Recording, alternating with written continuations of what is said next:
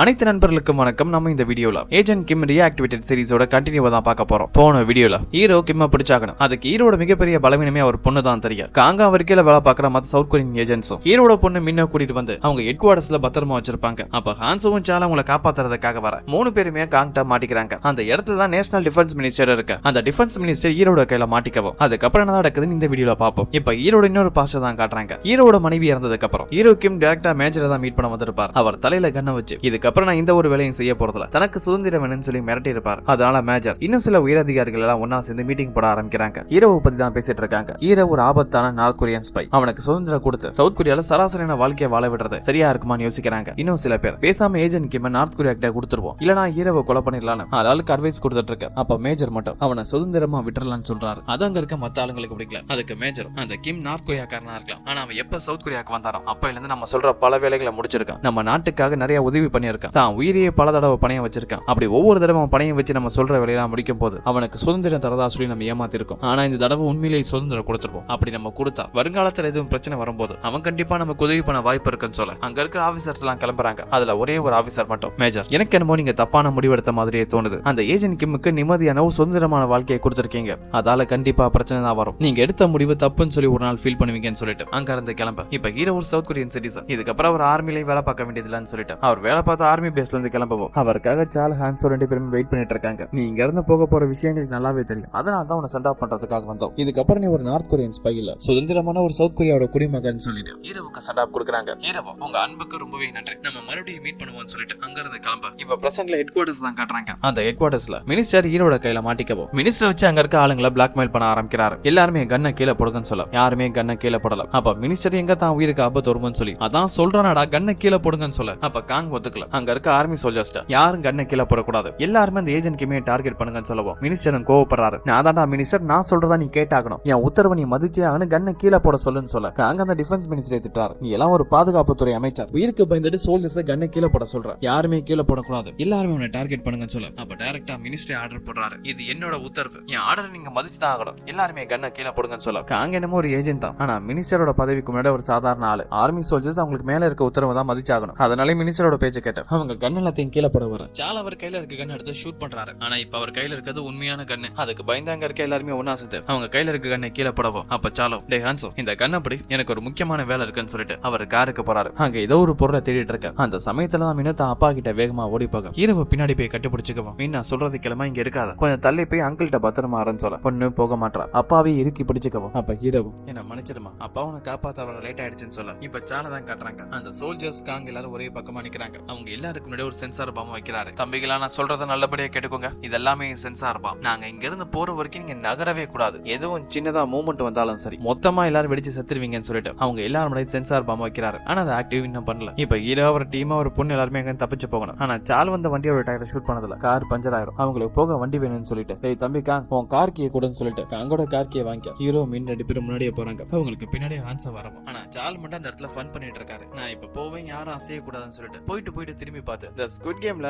Red light green லைட்னு ஒரு game இருக்கு, அத மாதிரி அங்க இருக்க சோல்ஜர்ஸோட ஃபன் பண்ணிட்டு இருக்கவும் ஒரு கடத்த பாம் ஆக்டிவ் பண்ணிட்டு இதுக்கப்புறம் கவனமா இருக்கணும்னு சொல்லிட்டு அங்க இருந்து கிளம்ப. இப்ப சாங்கை டெய்லர் தான் காட்டுறாங்க. அந்த ஹெட் குவார்டர்ஸ்ல ஏகப்பட்ட பில்டிங் இருக்கும், ஏகப்பட்ட இடம் இருக்கும். அதுல ஒரு பில்டிங்ல தான் அவங்களும் இருக்காங்க. ஹீரோ தப்பிச்ச விஷயம் அவங்களுக்கு தெரியவோ ஹீரோவை தடுக்கிறதுக்காக அவர் எந்த வழியில வருவாரோ அங்க வந்து முன்னாடி நின்று கண்ணை வச்சு ஹீரோட காரை ஷூட் பண்ண ஹீரோவும் வண்டி நிறுத்தி வெளியில வராரு. அப்ப சாங்கோ நீ என்கிட்ட கொடுத்த வாக்கு ஞாபகத்துல இருக்கா, உன் பொண்ணு கிடைச்சதுக்கு அப்புறம் நீ வந்து சரணடைறான, இப்போ உன் பொண்ணு கிடைச்சிட்டா நீ சரணடையணும்னு சொல்ல அது ஹீரோவும் என் பொண்ணு இப்ப கிடைச்சிட்டா நான் ஒத்துக்கிறேன், ஆனா அவ உயிருக்கு இன்னும் ஆபத்து இருக்கு, அவ இதுக்கப்புறம் பாதுகாப்பா இருக்கணும், அதுக்கான வேலையை பார்த்துட்டு நானே சீக்கிரமா உங்களை தேடி வரேன்னு சொல்லிட்டு அங்க இருந்து கிளம்பு. சாயங்காலம் உங்களை தடுக்க முடியல. அப்ப டெய்லரும் நீ கண்டிப்பா அந்த கிம்ம நம்பலாம், அவன் சொன்ன வாக்க காப்பாத்துவான், அந்த கிம் கண்டிப்பா நம்ம கிட்ட வருவான்னு சொல்ல இப்ப அந்த ஹெட் குவார்டர்ஸோட வாசல் வரைக்கும் வந்துட்டாங்க. அந்த மினிஸ்டர் அதே இடத்துல விட்டுட்டு எல்லாருமே அங்க இருந்து கிளம்புறாங்க. அப்ப ஹீரோ யாராவது ஃபாலோ பண்ணி வருவாங்களான்னு சொல்லிட்டு வெளியில கண்ணு வச்சு பாத்துட்டே இருக்கான். பொண்ணு கூப்பிடுறான், அதை கூட கவனிச்சிருக்க மாட்டாரு. அப்ப ஹான்சோ தான் ஹீரோ கூப்பிட்டு டேய் கிம் உன் பொண்ணு உன்னை கூப்பிடுறான்னு சொல்ல ஹீரோ திரும்பி பாக்குறாரு. தான் கையில இருக்க கண்ணை பொண்ணு பார்க்க கூடாதுன்னு சொல்லிட்டு கண்ணை மறைச்சிடுவாரு. அதுக்கப்புறம் பொண்ணு கிட்ட நீ நல்லபடியா இருக்கியாமா, உனக்கு எங்கேயாவது அடிபட்டுச்சான்னு கேட்க பொண்ணு அப்பாவை பார்த்து அழ ஆரம்பிக்கிறா. அப்பா உங்களுக்கு அடிபட்டிருக்கு, நீங்க நல்லா இருக்கீங்களான்னு கேட்க என் தங்கம் என்னை பத்தி கவலைப்படாதமா,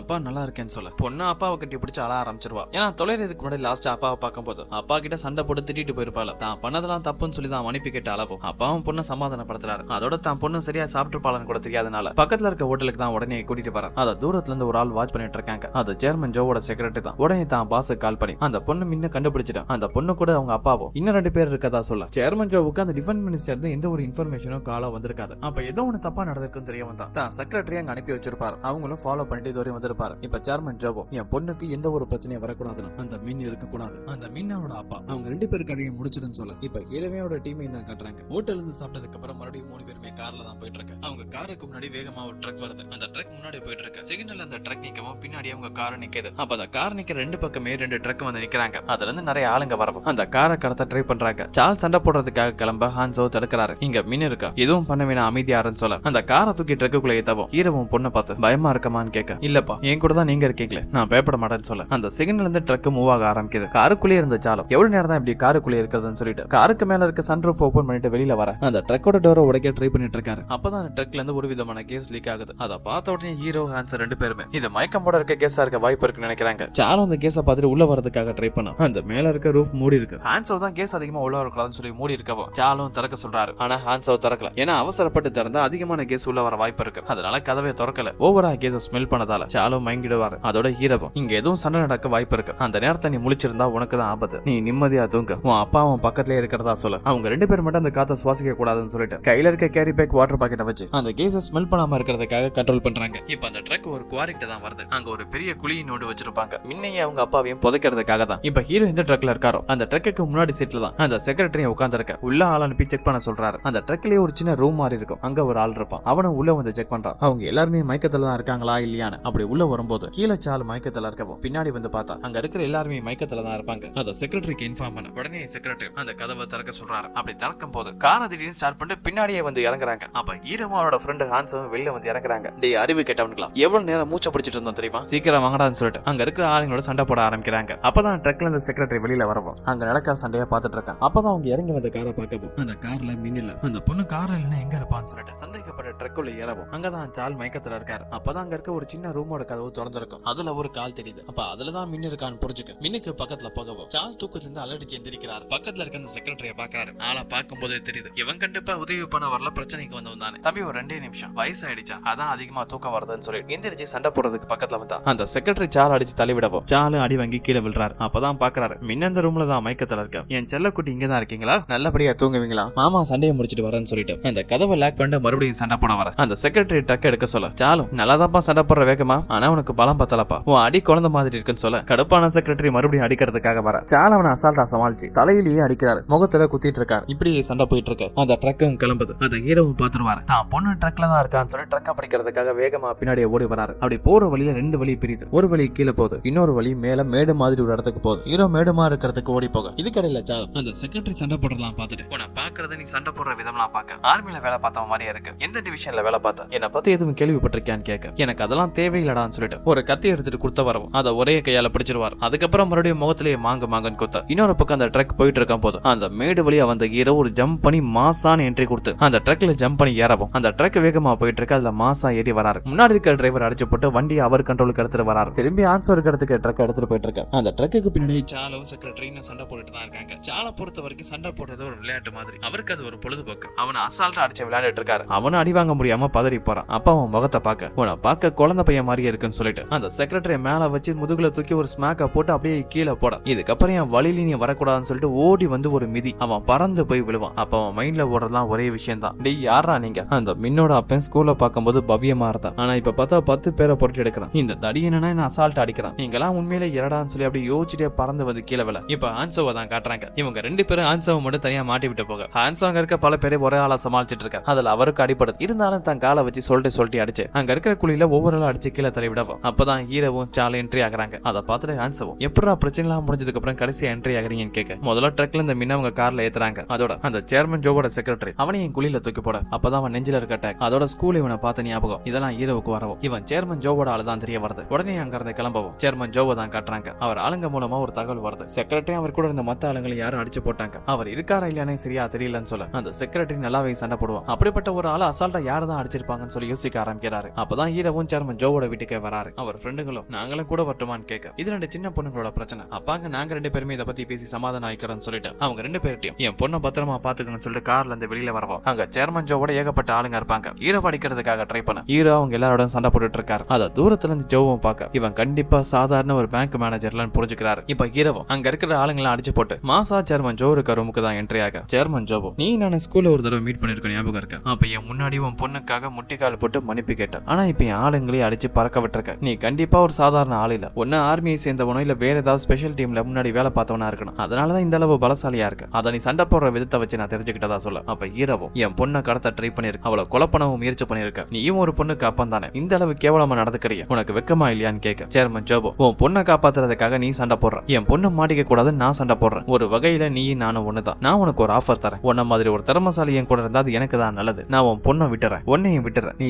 என்கிட்ட வேலை பாரு மாசம் லட்சக்கணக்கில் சம்பளம் தர நீ என்கிட்ட வேலை பாரு உன்ன மாதிரி ஒரு கொடூரமான பலசாலி என் கூட இருக்கிறது எனக்கு தான் பலம் ஒருவேளை நான் கொடுத்த இந்த ஆஃபரை நீ ஏத்துக்கலாம் அதால பிரச்சனை எனக்கு இல்ல உனக்கு தான் நான் இப்ப ஒரே ஒரு கால் மட்டும் பண்ணா போதும் இதுக்கப்புறம் உன் பொண்ணை நீ நிரந்தரமா பார்க்கவே முடியாதுன்னு சொல்ல அதை கேட்ட ஹீரோ கடுப்பானவர் எல்லா தப்பும் ஏன் மேலதான் உன்னை இவ்வளவு நேரம் பேசவே விட்டக்கூடாதுன்னு சொல்லிட்டு சேர்மன் ஜோவோட வைத்திய பலமா பிடிக்க அவரால் வழி தாங்க முடியல அடிக்கிறாரு குத்துறாரு ஆனா ஹீரோவுக்கு அது பெரிய அடியாவே தெரியல ஒரே ஒரு பஞ்சு தான் கொடுப்பாரு சேர்மன் ஜோ தள்ளி போய் விழவும் அங்க ஒரு பாட்டில் இருக்கும் அதை எடுத்துட்டு அடிக்க வர ஹீரோ அதை அப்படியே அசால்ட்டா சமாளிச்சு கால்ல ஒரு மிதி அடுத்து ஒரு கத்தி எடுத்து விட்ட வந்தா கத்தியை வாங்கிட்டு கையை உடைச்சு விட்டுருவாரு அதோட முதுகுலிய பலமா குத்த கைகால பலமான அடி முதுகுலியும் பெரிய அடி சரியா நடக்க முடியாம கையை தூக்க முடியாம தப்பிக்கிறதுக்காக அங்கிருந்து தப்பிச்சு ஓடிட்டு இருக்கவும் ஹீரோ மாசா பின்னாடியே வந்துட்டே இருக்காரு அந்த சேர்மன் ஜோவும் தப்பிக்கிறதுக்காக தான் வீட்டுக்கு வெளியில வர அத ஹான்சவும் சாலும் பார்க்க சாலும் பேச்சுவார்த்தை இப்படிதான் நடக்குமான்னு பாத்துட்டு இருக்க அப்ப ஹான்சவும் சேர்மன் ஜோவோட நிலைமையை நினைச்சு பரிதாபப்படுறாரு எவ்வளவு தூரம் ஓடணுமா ஓடு தப்பிக்க முயற்சி பண்ணு இல்லனா ஒன்னால அவங்கிட்ட தப்பிக்க முடியாதுன்னு சொல்ல அந்த சேர்மன் ஜோவும் படிக்கட்டுல இருந்து இறங்கி கீழே விழ அதுக்கு மேல தப்பிக்க முடியாம இருக்கவும் இவன் கதை எங்கேயே முடிச்சலாம்னு சொல்லிட்டு அந்த சேர்மன் ஜோவை பயங்கரமா ஒரு குத்த போக அப்ப ஒரு பொண்ணோட குரல் அப்பா நிறுத்துங்கன்னு ஹீரோ தான் குத்தாம கையை நிறுத்திடுவாரு அப்ப பொண்ணு மீனும் அப்பா வேணாம்ப்பா அவரை விட்டுருங்கன்னு சொல்ல ஹீரோ சேர்மன் ஜோவை பார்த்து என் பொண்ணு கிட்ட மன்னிப்பு கேளு நான் உன்னை உயிரோட விடுறேன்னு சொல்ல சேர்மன் ஜோ ஒரு மிகப்பெரிய ரவுடி இப்ப தான் உயிருக்கு பயந்து தான் உயிரை காப்பாத்துறதுக்காக அந்த பொண்ணுக்கு முன்னாடி கீழே உட்கார்ந்து தலையை குனிஞ்சு என்ன மன்னிச்சிருன்னு சொல்லவும் அப்ப மீண்டும் நான் உங்களை மன்னிக்கிறேன் உங்களை மட்டும் இல்ல உங்க பொண்ணு பண்ண தப்புக்காக அவளையே மன்னிச்சிடறேன்னு சொல்லிட்டு அங்க இருந்து எல்லாருமே கிளம்ப அப்படியே கட் பண்ண ஹெட் குவார்டர்ஸ் தான் காட்டுறாங்க சால் வச்ச பாம்புக்கு பயந்து 4 மணி நேரமா அங்க அவர் கூட இருக்க மத்த ஆளுங்க எல்லாருமே கையை தூக்குன பொசிஷன்லயே ரொம்ப நேரமா நிக்கிறாங்க பாம்பு வெடிக்குமா வெடிக்காத அடுத்து என்ன பண்றதுன்னு தெரியாம குழப்பத்திலே இருக்கவும் அந்த பாம்புல இருக்க டைமரும் கட்டாக திடீர்னு பாம்பு வெடிக்கிறதுக்கான சவுண்ட் அதிகமாக ஆரம்பிக்க அங்க இருக்கிற எல்லாருமே போய் கீழே படுத்துக்க பாம்பு வெடிக்குது ஆனா ஒரு சின்ன பட்டாசு மாதிரி வெடிக்கவும் அதை பார்த்த காங் கடுப்பாகிறாரு டே சால் கிழட்டு பயிலே எங்களையும் ஏமாத்திட்டியா உன்னை சும்மா விட மாட்டேன்னு சொல்ல இப்ப ஹீரோட வீட்டு தான் காட்டுறாங்க சவுத் கொரியாவை சேர்ந்த முக்கியமான ஏஜென்ட் அங்கதான் இருக்காங்க மேஜர் வந்திருப்பாரு கூடவே சாங்கும் டெய்லரும் கூட அங்கதான் இருக்கு சாங் டெய்லர் கிட்ட இதுதான் ஏஜென்ட் கிம் தான் பொண்ணை பாக்குறது கடைசி தடவையா இருக்கும் இதுக்கப்புறம் அந்த வாய்ப்பு அவருக்கு கிடைக்காதுன்னு சொல்ல அப்படியே கட் பண்ணா ஹீரோட வீட்டுக்குள்ளதான் காட்டுறாங்க தான் பொண்ணுக்கு பிடிச்ச மாதிரி ஏகப்பட்ட சாப்பாடை செஞ்சு வச்சிருக்காரு தான் பொண்ணு கிட்ட அப்பாக்கு ரொம்பவே டைம் கம்மியா இருக்குமா சீக்கிரமா சாப்பிடுவோம்னு சொல்ல அப்ப பொண்ணு அப்பா நீங்க எதுக்காக அவங்க கிட்ட சரண்டர் ஆகணும் உங்களால சுலபமா தப்பிக்க முடியும் நான் நம்புறேன் நீங்க இங்க இருந்து தப்பிச்ச போங்கன்னு சொல்ல ஹீரோ தன்னால அது முடியாதுன்னு சொல்றாரு அப்ப மீண்டும் ஏன்பான்னு கேட்டா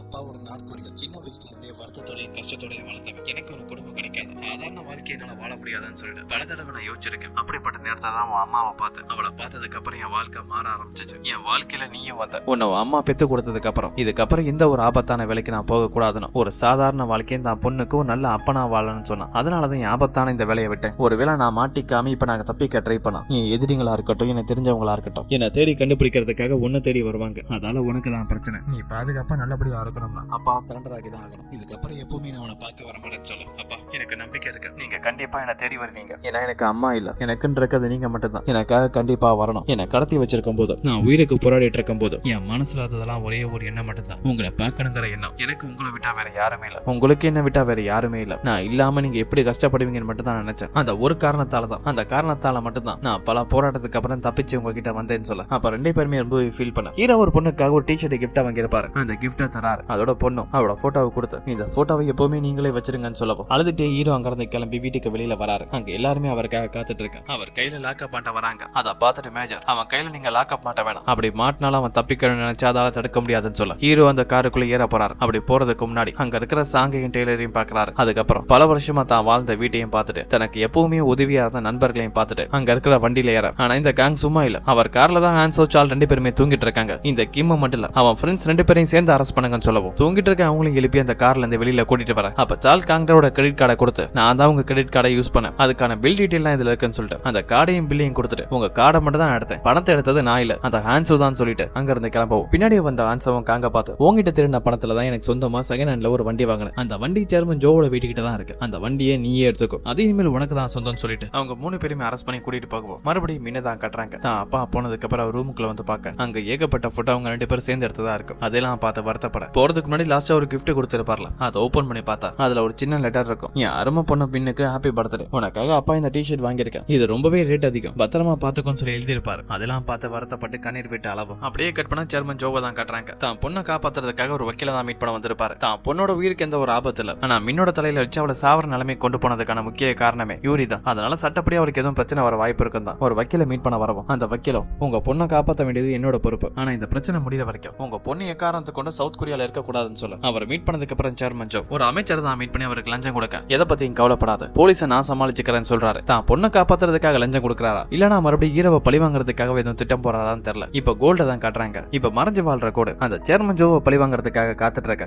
இன்னொரு பக்கம் சி அங்க தான் காட்ட ஹீரோவோட கடைசியா சண்டை போட்டதான் அவன் உடம்புல ஏகப்பட்ட காயா இருக்கும். அதுக்காக சவுத் கொரியால ஒரு இடத்துல சீக்கிரட்டா ட்ரீட்மெண்ட் எடுத்துட்டு இருக்க. இன்னொரு பக்கம் ஆர்மில இருக்க ஆளுங்களை தான் காட்டுறாங்க. அங்கதான் காங்கோ இருக்க. ஹீரோவை அரெஸ்ட் பண்ணிட்டாங்க. இப்ப அவங்க கண்ட்ரோல்ல தான் இருக்காங்க. ஆனா ஹீரோவை ரொம்ப நாள் இங்கே வச்சிருக்க முடியாது. ஏன்னா நார்த் கொரியன் கவர்மெண்ட் சேர்ந்தவங்க ஹீரோவை கேட்டிருக்காங்க. அதனால ஹீரோவை என்ன பண்ணலாம், இங்கேயே வச்சிருக்கலாமா இல்லனா ஹீரோவை திருப்பி நார்த் கொரியாவை அனுப்பிடலாமான்னு சொல்லிட்டு அவங்களுக்குள்ள பேச்சுவார்த்தை நடத்திட்டு இருக்க. இப்ப பலத்த பாதுகாப்போட வச்சிருக்க ஹீரோவை தான் காட்டுறாங்க. ஒரு கண்ணாடி பாக்ஸ் ரூம்குள்ள தான் அவர் அடைச்சு வச்சிருக்கவும் அந்த ரூம்குள்ள ஒரு ஆர்மி சோல்ஜரும் இன்னும் சில ஆளுங்களை வராங்க. அப்ப ஹீரோட கண்ணியை மூடி தான் வச்சிருப்பாங்க. ஹீரோ கிட்ட உங்களை வேற இடத்துக்கு மாத்த சொல்லி அனுமதி வந்திருக்கு, புரோட்டோகால் படி நீங்க மயக்கத்துல தான் இருக்கணும்னு சொல்லிட்டு அவருக்கு ஒரு மயக்க ஊசியா போட. அப்படியே அவர் முடிச்சு கண்ணை திறந்த பார்த்தா வெல்கம் டு ஹோம், உன் சொந்த இடத்துக்கு நீ வந்துட்டேன்னு ஒரு சவுண்ட். என்னன்னு பார்த்தா அங்க இருக்க போட்டோவை பார்த்து அதிர்ச்சி ஆகிறாரு. அது நார்த் கொரியாவோட பிரசிடென்ட்டோட போட்டோ. அப்ப ஹீரோவும் தான் சவுத் கொரியால இல்ல நார்த் கொரியாவுக்கு வந்துட்டேன்னு தெரிஞ்சுக்கும். இப்ப ஹீரோ நார்த் கொரியால தான் இருக்கவும் அங்க ஹீரோவை டார்ச்சர் பண்றதுக்காகவே ஒரு சோல்ஜர் இருக்கான். ஹீரோவை அடிச்சு குடும்பப்படுத்துறான். அவர் கரண்ட் ஷாக் கொடுக்கறான். ஹீரோ கிட்ட இருந்து சவுத் கொரியாவை பத்தின ஏதோ தகவல் கிடைக்குமா தெரிஞ்சுக்க ட்ரை பண்றான். நீ இது வரைக்கும் சொந்த நாடு நார்த் கொரியால பல தாக்குதல் நடத்திருக்க, இதுக்கெல்லாம் யார் உனக்கு ஆர்டர் கொடுத்தா, உனக்கு பின்னாடி இருக்க ஆளுங்க யாரு, அந்த தகவலை மட்டும் நீ சொன்னா போதும், உன்னை நாங்க விட்டுறோம், இந்த நாட்டிலேயே நீ இதுக்கப்புறம் ஒரு சிட்டிசனா நிம்மதியா வாழலாம்னு சொல்ல. ஆனா ஹீரோ வாயை திறக்க மாட்டார். அப்பவும் கண்டினியூஸா அடிக்கிறாங்க. அந்த சோல்ஜரும் நீ மட்டும் உண்மையை சொல்லலாம், அதால உனக்கு மட்டும் ஆபத்துல உன் பொண்ணுக்கும் ஆபத்து, உன் பொண்ணு சவுத் கொரியால இருக்காளே அவளை கடத்திங்க கூட்டிட்டு வருவேன், உன்னை எப்படி டார்ச்சர் பண்றனோ அதே மாதிரி அவளையும் அடிச்சு டார்ச்சர் பண்ணுவேன், கரண்ட் வச்சு டார்ச்சர் பண்ணுவேன்னு சொல்லிட்டு மறுபடியும் ஹீரோவுக்கு கரண்ட் வைக்கிறதுக்காக வோல்டேஜ் அதிகமா வச்சுட்டு அந்த கம்பியை பக்கத்துல கொண்டு வருவோம். ஹீரோ அவன் கையை பிடிச்சு தனக்கு தானே கரண்ட் வச்சுக்க. அந்த சோல்ஜரோட பாடி டச் ஆனதால அவனுக்கும் கரண்ட் அடிச்சிருக்கும். அதுக்கப்புறம் அவனை பக்கத்துல இழுத்து அவன் கழுத்திலேயே பயங்கரமா கடிக்க அந்த சோல்ஜர் மயக்கம் போட்டு விழுந்துருவான். ஹீரோ தப்பிச்சு அந்த ரூம்ல இருந்து வெளியில வந்தா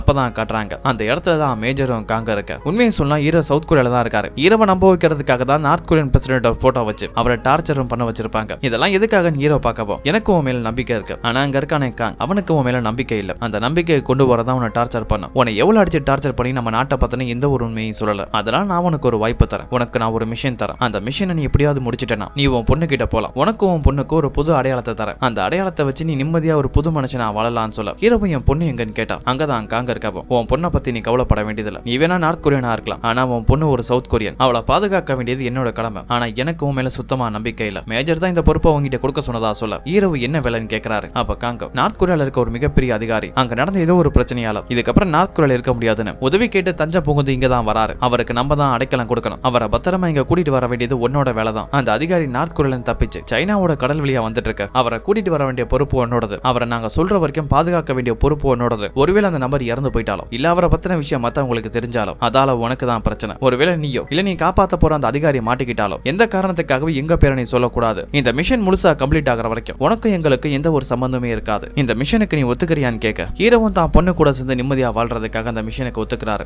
ஆனா எனக்கு ஒரு கண்டிஷன் இருக்குன்னு சொல்றாரு. ஹீரோ அரெஸ்ட் பண்ணும்போதே ஒரு உதவியா இருந்த 2 ஃப்ரெண்டுங்களை அரெஸ்ட் பண்ணிருப்பாங்க. அவங்கள முதல்ல விடுதலை பண்ண சொல்லவும் இப்ப சாலை தான் காட்டுறாங்க. ஒரு ரூம்ல மிருகத்தை அடைச்சு வைக்கிற மாதிரி அவர் கையிலையும் வாயிலையும் விலங்க போட்டு அவர் அடைச்சு வச்சிருக்காங்க. ஏன்னா சால் ரொம்பவே பலசாலி, கொஞ்சம் விட்டா போதும் அந்த கேட்டையே உடைக்கிற அளவு திறமசாலி, அதனாலதான் அவர் இப்படி கட்டி வச்சிருக்காங்க. இன்னொரு பக்கம் ஹான்சோவை தான் காட்டுறாங்க. ஹான்சோ சால் 2 பேருமே பல வாரங்களா ஜெயில வச்சிருக்கவன் ஆளுக்கு தாடியா வளர்ந்துருச்சு. இப்ப 2 பேருக்கும் மயக்க ஊசி தான் போட ட்ரை பண்ணிட்டு இருக்காங்க. ஹான்சோ சால் 2 பேருமே அந்த ஊசியில படாம இருக்கிறதுக்காக தப்பிக்க ட்ரை பண்ணாலும் எப்படியும் அவங்க மேல ஊசியை போட்டுருவாங்க. அதுக்கப்புறம் மயக்கத்துல இருக்க 2 பேரையும் கொண்டு போய் ஏதோ ஒரு இடத்துல விட்டுட்டு அங்க இருந்து கிளம்பிடுவாங்க. 2 பேரோட கையிலையும் ஹேண்ட் கேஃப் வச்சு லாக் பண்ணிருப்பாங்க. அதோட அந்த சாவியும் கொஞ்சம் தூரத்துல தூக்கி போட்டு போக ஹான்சோவுக்கு முழிப்பு வந்துருச்சு. எப்படியே உருண்டு பிறண்டு அந்த சாவி எடுத்து அன்லாக் பண்ணிட்டு சால் கிட்ட வந்தா சாலின மயக்கத்துல இருக்கவும் இந்த தடிப்பையனே எந்திரிக்கல போல இருக்குன்னு சாவியை அதே இடத்துல போலாம், ஆனா வேணும்னே கொஞ்சம் தூரம் தள்ளி போய் போட்டு பத்திரமா வந்து சேர்றான் அங்க இருந்து கிளம்ப. அப்பதான் சாலுக்கு முழிப்பு வரும். ஹான்சோவை பார்த்துட்டு கயிறு அவுத்தோட சொல்றாரு. நீ ஏன் வந்து சேருன்னு சொல்லிட்டு ஹான்சோ அங்க இருந்து போகவும் பல மைல் நடந்து ஒரு இடத்துக்கு வராரு. அங்க சின்னதா ஒரு மளிகை கடை இருக்கும். அங்க உள்ள வந்து பார்த்தா ஒரு பாட்டிமா இருப்பாங்க. ஹான்சோவும் பாட்டிமா இது என்ன இடம்னு கேட்டா இது மளிகை கடைன்னு சொல்றாங்க. இது மளிகை கடை தான் எனக்கும் தெரியும், இது எந்த ஊர்ல இருக்குன்னு கேட்டா ஹேனாம்ங்கறாங்க. அதை கேட்ட ஹான்சோ ஷாக் ஆகுறாரு. ஏன்னா இந்த ஹேனம் சவுத் கொரியாவோட கடைசியில இருக்கு. இன்னும் தெளிவா சொல்லணும்னா சென்னைக்கு கன்னியாகுமரிக்கு எவ்வளவு தூரமோ அவ்வளவு தூரத்துல வந்து இறக்கி விட்டுட்டு போயிருக்காங்க. இது தெரிஞ்சுக்கிட்ட ஹான்சோ அந்த கடையில இருந்து வெளியில வராரு. கத்தி அழுகிறாரு. டே காங் உன்னை சும்மா விட மாட்டேன்டா, பக்கத்துல இறக்கி விடுறதை விட்டு பல மைல் கடத்தைங்களை இறக்கி விட்டுருக்க, உன்னை கண்டிப்பா பழிவாங்குவேன் புலம்பிட்டு இருக்க. அப்பதான் அங்க சால் வரவும் ஏண்டா நீ தான் லாக்கப் கல்லிட்டு தப்பிச்சிட்டல, என்னையும் கூட கூட்டிட்டு வர வேண்டியதானே, நான் உன்னை தேடி எவ்வளவு தூரம் அலைஞ்சு தெரியுமா, நல்ல வேலை உன்னை கண்டுபிடிச்சிட்டேன், என் கையில 10 பைசா கூட இல்ல, ஏதாவது சாப்பிட வாங்கன்னு சொல்ல ஹான்சோ தாங்கிட்டு என் பணம் இல்லன்னு சொல்றாரு. சரி பரவாயில்ல இருக்கட்டும், வா இங்க இருந்து நடந்தே நம்ம வீட்டுக்கு போலான்னு சொல்ல அதுக்கு ஹான்சோவோ நம்ம இப்ப எங்க இருக்கணும் உனக்கு தெரியுமான்னு கேட்டா ஏதாவது சேல் சிட்டிக்கு பக்கத்துல இறக்கி விட்டுருப்பாங்க, கொஞ்ச தூரம் நடந்தா வீடு வந்துட போது, வாடா போலான்னு சொல்ல டே நம்ம ஹானம்ல இருக்குன்னு சொல்லவும் அதை கேட்டச்சாலும் அதிர்ச்சியாகி கத்துறாரு. அப்படியே கட் பண்ணா காங்க தான் காட்டுறாங்க. காங் ரொம்பவே சந்தோஷமா இருக்காரு. ஏன்னா ஹான்சோ சால் இவங்க 2 பேருமே காங்குக்கு நிறைய தொல்லை கொடுத்திருப்பாங்க. காங்கோட பர்ஸை திருடி கிரெடிட் கார்டை யூஸ் பண்ணது, பணத்தை யூஸ் பண்ணது, அது மட்டும் இல்லாம 4 மணி நேரம் கையை தூக்கி நிக்க வச்சிருப்பாங்க ஒரே இடத்துல. இதுக்காக காங் ரிவெஞ்ச் எடுக்கணும் தான். இவங்க 2 பேரோட கையிலயும் ₹1 கூட இல்லாம ஹானம்ல இறக்கி விட்டுருப்பாரு. அவங்கள பழி வாங்கிட்டு நினைச்சு தான் சிரிச்சிட்டு இருக்கவும் இப்ப சேர்மன் ஜோவை தான் காட்டுறாங்க. அவரோட ரூம்ல தான் உட்கார்ந்து இருக்கவும் அவர் பட்ட அவமானத்தை இன்னும் மறக்கல. ஒரு மிகப்பெரிய சேர்மன், ஒரு டான் மாதிரி வாழ்ந்தாலும் தான் உயிருக்கு பயந்து ஓடி போயிருப்பாரு. இதுக்கெல்லாம் காரணம் ஹீரோ. அவரை பழி வாங்கணுங்கிற எண்ணம் இன்னமும் சேர்மன் ஜோவோட மனசுல இருக்கு. அப்பதான் ஒரு மினிஸ்டர் கிட்ட அந்த மெசேஜ் வருது. அவரை மீட் பண்றதுக்காக கால்ஃப் கிரவுண்டுக்கு வரவும் இன்னும் கொஞ்ச நாள் 2 கொரியா நாட்டை சேர்ந்த ஆளுங்களுக்கு இடையில ஒரு பேச்சுவார்த்தை நடக்க போகுது. அந்த பேச்சுவார்த்தையில அரசாங்கம் சேர்ந்த உயர் அதிகாரிகளும் மிகப்பெரிய பிசினஸ் மேன் எல்லாம் கலந்துக்குவாங்க. அதை பத்தி தான் அந்த அரசியல்வாதியும் சேர்மன் ஜோவும் பேசிட்டு இருக்க. சேர்மன் ஜோ இந்த அரசியல்வாதிகிட்ட ஹீரோவை பத்தி விசாரிக்க சொல்லியிருப்பார். அந்த அரசியல்வாதியும் நீ சொன்ன ஆளுங்களை பத்தி விசாரிச்சு பார்த்தேன், அந்த கிம் அவன் பொண்ணு மீன் 2 பேருமே இந்த நாட்டை விட்டு இப்ப வரைக்கும் போல, இந்த நாட்டுக்குள்ளே தான் இருக்காங்க. ஆனா எங்க இருக்காங்கன்னு சரியா தெரியல. இது வரைக்கும் மட்டும் தான் எனக்கு தகவல் கிடைச்சதா சொல்ல இப்ப கட் பண்ணா சால தான் காட்டுறாங்க. பல மைல் தூரம் நடந்து எப்படியும் தான் வீட்டுக்கு வந்துட்டாரு. ஆசையா பொண்ணுகிட்டயும் மனைவிகிட்டயும் போலான்னு பார்த்தா 2 பேருமே பக்கத்துல கூட வரமாட்டாங்க. ஏன்னா பல மைல் தூரம் நடந்து வந்திருப்பார்ல காசு இல்லாம. அவர் உடம்பு ஃபுல்லா வேர்வை வாட, அவங்க தள்ளியே இருந்தா கூட அந்த வாட அடிக்கவும் தயவு செஞ்சு பக்கத்துல வந்துடாதன்னு சொல்லிட்டு 2 பேருமே அவங்க ரூமுக்கு போக சால் தரையில படுத்து அழ ஆரம்பிச்சிருவாரு. இதுக்கு மேல என்னால் நடக்கவே முடியாதுன்னு. இப்ப கட் பண்ணா 2 போட்டை தான் காட்டுறாங்க. நார்த் கொரியால இருந்து ஒரு உயரதிகாரி தப்பிச்சு வந்திருப்பாரு. அவர் சைனா வழியா இப்ப கப்பல்ல தான் வராரு. சைனாவோட பார்டர் அந்த இடத்துல முடியுங்கிறதால அந்த இடத்துக்கு கொரியா போட்டு வரவும் இந்த போட்ல இருந்து அந்த போட்டுக்கு மாற இப்ப செயல் சுட்டிக்கு தான் வந்துட்டு இருக்காரு. கட் பண்ண ஹீரோவை தான் காட்டுறாங்க. அந்த அதிகாரியை கூட்டிட்டு போறதுக்காக ஹார்பருக்கு வரவும் அந்த அதிகாரியும் வந்து கார்ல ஏறாரு. ஹீரோ அவர் முகத்தை சரியா பார்க்கல. அப்பதான் ஒரு குரல் கேக்குது, என்ன 66 எப்படி இருக்குன்னு கேட்க. ஹீரோ பின்னாடி திரும்பி பார்த்தா அங்க டைரக்டர் ரீ தான் இருக்காரு. உனக்கு நான் 73 நம்பர் கொடுத்தேன், ஆனா நீ 66 நம்பர் ஆயிட்ட. சரி அதை விட இங்க உன்னை பார்த்ததுல எனக்கு ரொம்பவே சந்தோஷமா இருக்குன்னு சொல்ல ஹீரோவும் டைரக்டர் ரீயை பார்த்து நீங்க எப்படி இங்க வந்தீங்கன்னு கேட்டா சவுத் கொரியன் கவர்மெண்ட் உதவி கேட்ட அந்த உயர் அதிகாரியை நான் தான், என்ன கூட்டிட்டு போக நீ தான் வேணும்னா கேட்டு பர்மிஷன் வாங்கணும்னு சொல்ல இந்த டைரக்டர் ரீ கிட்ட எதுக்காக நம்மள மாட்டி விட்டு இருக்காங்கன்னு ஹீரோ யோசிக்க அப்பதான் காட்டுறாங்க டைரக்டர் ரீ எதனால இங்க தப்பிச்சு வந்தாருன்னு. நார்த் கொரியால உயர் அதிகாரிகள் எல்லாம் சேர்ந்து ஒரு மீட்டிங் நடத்திட்டு இருக்காங்க. அதுல ஹீரோவை கொலை பண்றதுக்காக சவுத் கொரியாவுக்கு சியாங் அனுப்பியிருப்பார்ல, அந்த விஷயம் மத்தவங்களுக்கு தெரிய வந்திருக்கும். எங்க அனுமதி இல்லாம எப்படி சவுத் கொரியாவுக்கு நீங்க சியாங் அனுப்புனீங்கன்னு கேட்கவும் இந்த நாட்டோட பாதுகாப்புல எனக்கு அக்கறை இருக்கு, நம்ம நாட்டோட ஒரு துரோகியை பிடிக்கிறதுக்காக தான் அவன் அனுப்புனதா சொல்லவும் அங்க இருக்கிற இன்னொரு உயர் அதிகாரியும் அவன் துரோகினா நீ யார், 20 வருஷத்துக்கு முன்னாடி நம்ம நாட்டோட சோல்ஜர் சவுத் கொரியாவுக்கு வரப்போற விஷயத்த யாரா உங்களுக்கு தகவல் கொடுத்திருக்காங்க, அப்படி தகவல் கொடுத்த ஒரு துரோகி இங்க தான் இருக்கான்னு சொல்லவும் அதை கேட்ட டைரக்டர் எதுவுமே பேசாம அவரோட ரூமுக்கு போயிருவாரு. அவர் அரஸ்ட் பண்ண ஆளுங்களை வராங்க. அந்த உயரதிகாரி பேசின தாக்குதல் வேற எதுவும் இல்ல, பார்க்கும் கிம்மும் தாக்குதலுக்காக சவுத் கொரியா போயிருப்பாங்களே அந்த தாக்குதல் தானே பார்க் இறந்து போயிருக்கவும் அந்த தாக்குதலை பத்தி தான் சொல்றாங்க. அதை பத்தி சவுத் கொரியாவுக்கு சொன்னதே டைரக்டர் ரீ தான். இந்த விஷயம் மத்த அதிகாரிகளுக்கு எல்லாம் எப்படியோ தெரியவும் அவர் அரஸ்ட் பண்ண வந்திருக்கு. டைரக்டர் ரீயும் அவர் அரஸ்ட் பண்ண வந்த ஆளுங்களை கொண்டுட்டு அங்க இருந்து தப்பிச்சிருப்பாரு. அதுக்கப்புறம் தான் சவுத் கொரியன் கவர்மெண்ட் உதவி கேட்டு இங்க வந்திருக்கவும் இப்ப பிரசன்ட்ல ஹீரோயின் அதிர்ச்சியில அந்த டைரக்டர் ரீயை தான் பாத்துட்டு இருக்காரு. அப்ப டைரக்டர் ரீயும் எதுக்கடா என்ன இப்படி குறுகுறுன்னு பாத்துட்டு இருக்க,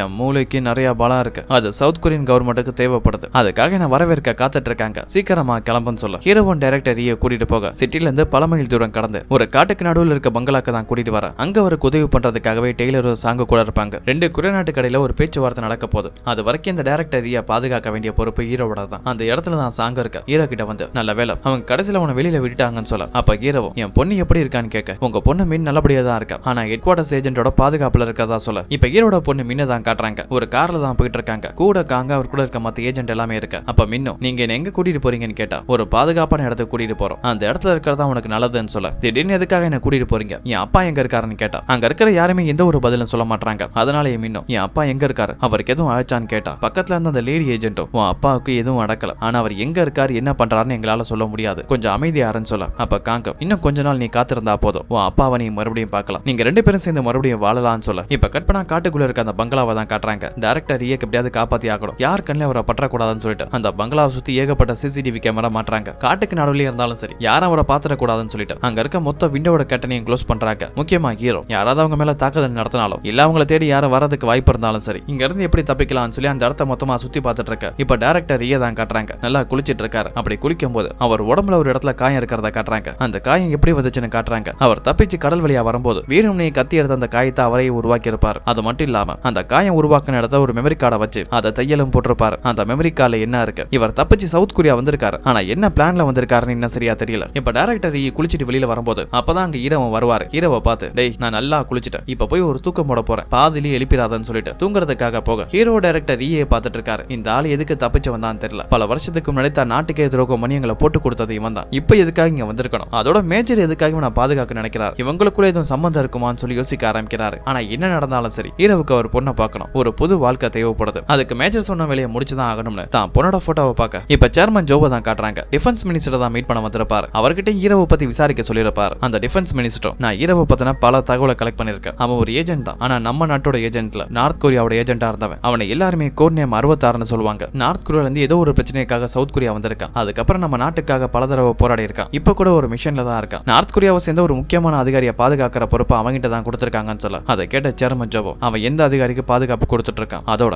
அந்த ஏஜென்ட் கிம் எங்க இருக்கான்னு கேட்க அந்த டிஃபென்ஸ் மினிஸ்டர் அந்த தகவலையும் தர தயாரா இருக்காரு. ஆனா அதுக்கு பதிலா லஞ்சம் கேட்ட டீல் பேசவும் சேர்மன் ஜோவோ அவர் கேட்ட பணத்தை கொடுக்க சம்மதிக்க இப்ப கட் பண்ணா ஹான்சோ சால் ரெண்டு பேத்தி தான் காட்டுறாங்க. ஒரு ஹோட்டல்ல உட்காந்து குடிச்சிட்டு புலம்பிட்டு இருக்காங்க. இது எல்லாத்துக்குமே காரணம் காங் தான். இவங்க ரெண்டு பேத்தையும் ரிவெஞ்ச் எடுக்கிறதுக்காகவும் இவங்க ரெண்டு பேர்ட்டு என்னென்ன ஆயுதங்கள் இருக்கு, கவர்மெண்ட் சம்பந்தமான பொருள் எதுவும் இருக்கான்னு தேடி கண்டுபிடிக்கிறதுக்காக டேக் அவுட் கிளாஸ்க்கும் மெரின் ரூம்க்கும் செக் பண்றதுக்காக வந்திருப்பாங்க. அப்படி செக் பண்ண வரும்போது நிறைய ஸ்டூடெண்ட்ஸோட அம்மா அதை பார்த்ததால இந்த டேக் அவுட் மாஸ்டர் ஏதோ ஒரு தப்பு பண்றாரு, அதனாலதான் போலீஸ் எல்லாம் இங்க வந்திருக்காங்கன்னு சொல்லிட்டு அந்த ஸ்டூடெண்ட்ஸ் எல்லாத்தையுமே கிளாஸுக்கு வரத நிப்பாட்டி இருப்பாங்க. அதோட சாரோட மெரின் ஆபீஸை செக் பண்ணும்போது அவர் குழந்தை மாதிரி பாத்துக்கிட்டு பதுக்கி வச்சிருந்த ஆயுதங்கள் எல்லாம் கிடைக்க அது எல்லாத்தையும் மொத்தமா தூக்கிட்டு போயிருப்பாங்க. அதே இடத்துல சால் குழந்தை மாதிரி அளவும் ரெண்டு பேரும் அதை பத்தி தான் பேசிட்டு இருக்காங்க. இதுக்கெல்லாம் காரணம் அந்த கிம் தான். நம்ம வாழ்க்கையில எவ்வளவு பிரச்சனை நடந்திருக்கு, ஆனா இது வரைக்கும் அந்த கிம் நம்மள பார்க்கவே வரல. அவனை பத்தி இனிமேல் நம்ம பேசவே கூடாதுன்னு சொல்றாங்க. இவங்க மூணு பேருமே ஒன்னாதான் ரிலீஸ் ஆகி இருப்பாங்க. ஆனா இது வரைக்கும் கிம் ஹான்சோவையும் சாலையும் மீட் பண்ண வரல. அவருக்கு என்ன ஆச்சுன்னு தெரியல. அந்த கோவத்துல தான் ரெண்டு பேருமே இருக்கு. அப்பதான் ஹான்சோவுக்கு போலீஸ் ஸ்டேஷன்ல இருந்து கால் வருது. ஹான்சோவோட பையன் வேற ஏதோ ஒரு ஸ்கூல்ல இருக்க பையனை அடிச்சிருப்பான். அது போலீஸ் கேஸாக ஸ்டேஷன்ல இருந்து கால் பண்ணிருக்காங்க. ஹான்சோ வேகமா போலீஸ் ஸ்டேஷனுக்கு வந்து தான் பையன் பண்ணது தப்புன்னு மன்னிப்பு கேட்டாங்கிறத அவனை காப்பாத்தி கூட்டிட்டு வந்திருப்பாரு. அவன் முகத்திலையும் சின்னதா காயமா இருக்கும். ஆனா அவன் யாரை அடிச்சானா அவனுக்கு தான் அதிக காயம் வந்திருக்கு. ஹாஸ்பிட்டல்ல இருக்கான். தான் பையன் பண்ணது தப்புன்னு அதை அவனுக்கு புரிய வைக்கிறதுக்காக டேக்கண்டோ கிளாஸ் கூட்டிட்டு வராரு. அவனையும் டேக்கண்டோ காஸ்டியூம் போட சொல்லிட்டு பலவீனமான ஆளுங்களை அடிக்கிறதெல்லாம் நம்ம பலசாலி ஆக மாட்டான்னு சொல்ல பையன் அதெல்லாம் சீரியஸா எடுத்துக்கிற மாதிரி இல்ல. அப்ப ஒத்தைக்கு ஒத்தையும் கூட மோதி பாருன்னு சொல்ல அப்பா பையனை போட்டு புழக்கிறாரு. அவன் வலி தாங்க முடியாம இருக்கான். நான் அடிச்சடி உனக்கு வலிக்குதா,